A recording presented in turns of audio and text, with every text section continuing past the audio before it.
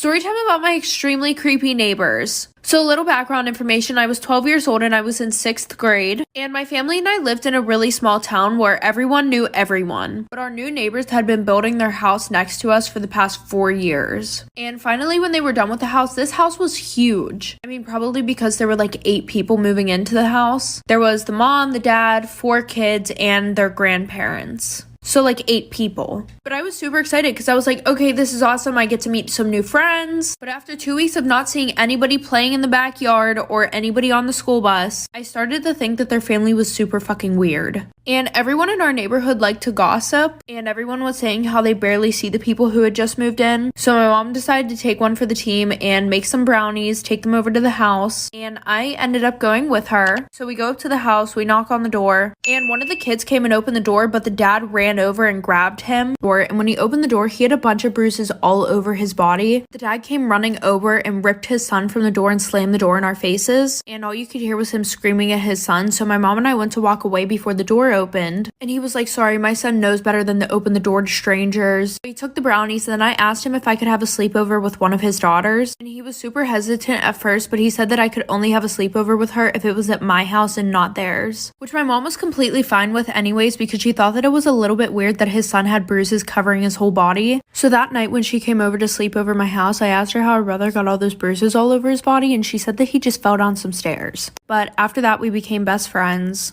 and we would literally hang out like 5 times a week until the one day I knocked on their door to ask if she wanted to come over, and her dad answered the door and said that she was gone. And when I asked when she would be back, he was like, she went to go live with her mom, so probably never. Which was super weird because she never mentioned that she had another mom. So fast forward 2 months, my family and I are sitting around the fire pit when we hear someone scream help. But we weren't sure if that's what we were actually hearing because it was so quiet, and then all of a sudden we heard someone banging on my neighbor's basement door. You know those metal doors that people usually have outside of their house that lead down basement steps? Yeah, well that's where the banging was coming from, so my dad hopped over the fence to see if that's where the screaming was coming from also. And then not even a minute later, my dad hopped back over the fence and it looked like he saw a ghost, but he ran inside, called 911. Because I was so young, the only thing my parents told me about that whole situation was that the girl that I was friends with was still alive and her parents were keeping her in the basement along with 2 of her other siblings. But then we also found out that they weren't even her real parents. They were kidnapped at the hospital when they were born.